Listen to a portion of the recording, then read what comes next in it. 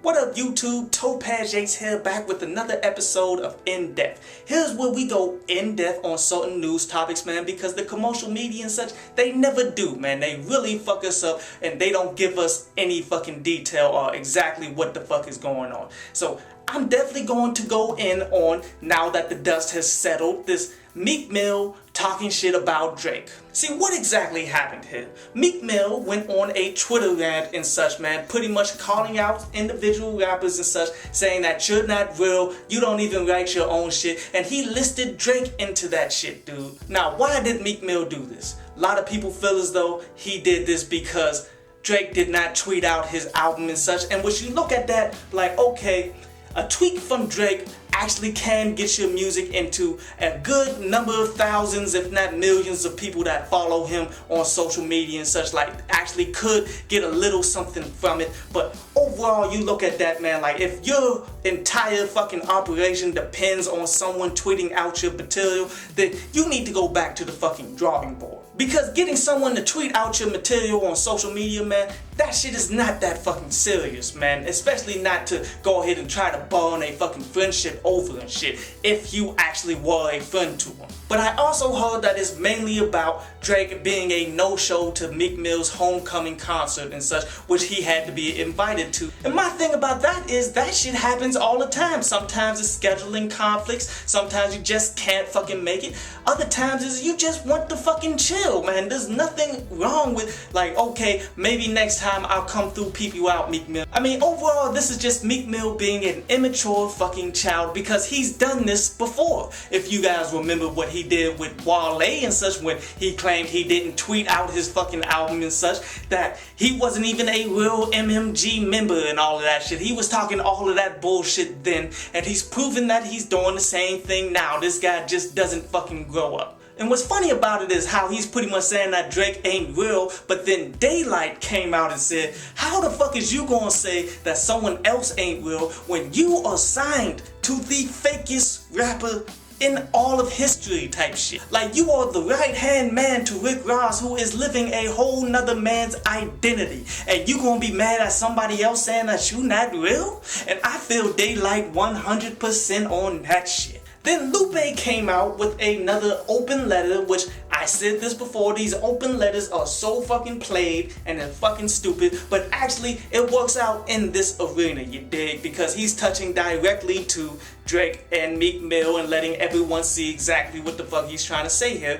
Pretty much saying ghostwriting has always been part of this shit, and he respects the fuck out of both MCs and such, and he kind of wishes that they squash it, which it seems as though they did squash it by Drake saying that, look, I signed up for greatness, man, and this is what comes along with it, and Meek Mill coming out in concert saying, let that man be great. But this is not before he already did his damage, like Drake doesn't write his own shit. Look at Quentin Miller, in which a lot of people went back and started listening to all of his old shit, like Funkmaster Flex's bitch ass went ahead and played some Quentin Miller shit, man, in which you can hear the direct comparisons from Drake and him, in which they are affiliated though, man. Like, he was down for the camp for a little while in the OVO. You see him in the pictures, you see his name in the damn credits, man. Like, it's well known that he's affiliated with him, and it wouldn't be shocking if he was a ghostwriter. My thing is, who the fuck cares? See, here's the thing that people don't realize. Ghostwriting makes this game go round and shit, man. Everybody who knocks people saying you're not real, you don't write your own shit,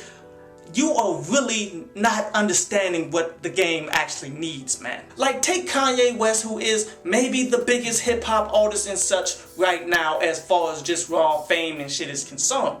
This guy said that he would never be in the game if he didn't do ghost production, man. And he said this back on his first fucking album, College Dropout and such, man, in which that's similar to everybody. Like, take Tory Lanez, man. Tory Lanez, an utmost talented dude and such, man.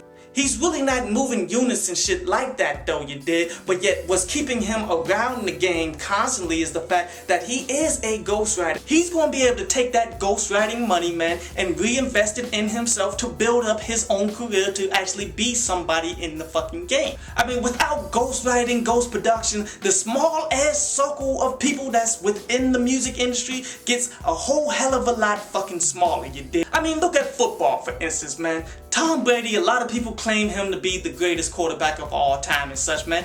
I I don't. Fuck Tom Brady, he's a fucking cheater. But anyway, I digress. He has a team behind him pushing him to ensure that he becomes what many deem as the greatest and such. Man, whether it be on the business side, in which he got managers and all that shit to help him out with his business, but then also with the team's sake, man. I mean, without Gronkowski, without the line and shit, Tom Brady ain't nothing. So if an NFL player doesn't negotiate all of his own deals, he's just a fake motherfucker then, ain't he? So Drake having a team, whether it be some ghostwriters, whether it be some producers, all of that shit, this guy is ending up being a damn job creator in hip-hop, which we fucking need that to bring more people in. So some people can mold themselves in the fucking game. See, you gotta understand that this life is a hectic one. When you got to tour about 8 months out of the fucking year and such, man, you barely have time to sit down and write to advance your craft, man. So sometimes it makes sense to go ahead and bring in somebody who's hungry, that's spitting them motherfucking balls, and